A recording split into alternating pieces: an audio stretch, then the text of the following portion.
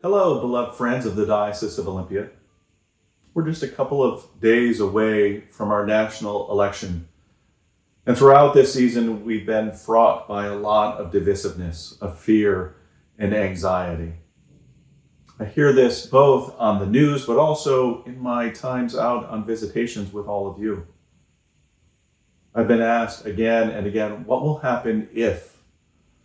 With the if kind of left open, because there have been different ways that phrase and sentence has gone. And I'm reminded of the call in Scripture to not be afraid. No, it does not appear 365 times, although I saw that once online. But it does appear a lot.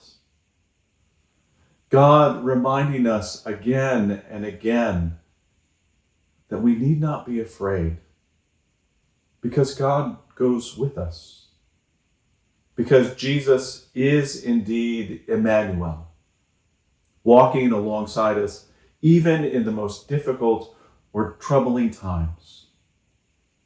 And I'm also reminded of those words from the first letter of John. He reminds us that perfect love casts out all fear. That it's love that is the thing that allows us to counteract that of which we are afraid. That we are called to be people who follow the way of love.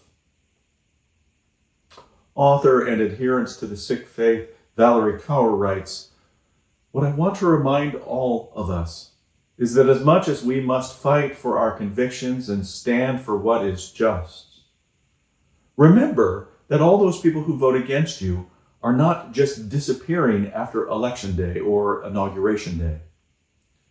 We have to find a way to live together still.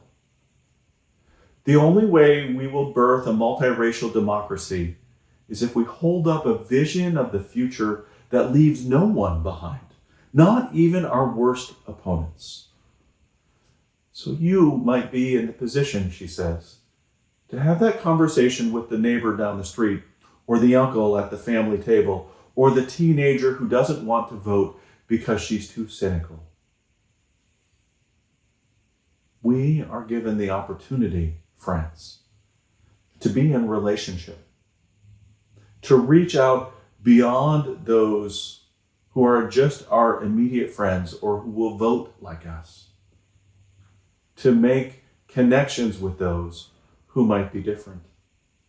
Not so that we can try to win them over to our side, whatever side that is, but so that we can listen to them, that we can hear their stories, that we can hope together for a brighter future.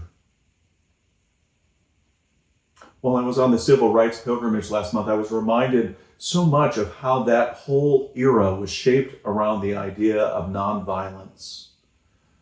Dr. King made that the keystone of his belief, that we could not return hate for hate, but rather we needed to respond with love. That didn't mean that sometimes there was good trouble to be gotten into, as John Lewis often reminded us. But it is a way to stand for what it is that we believe.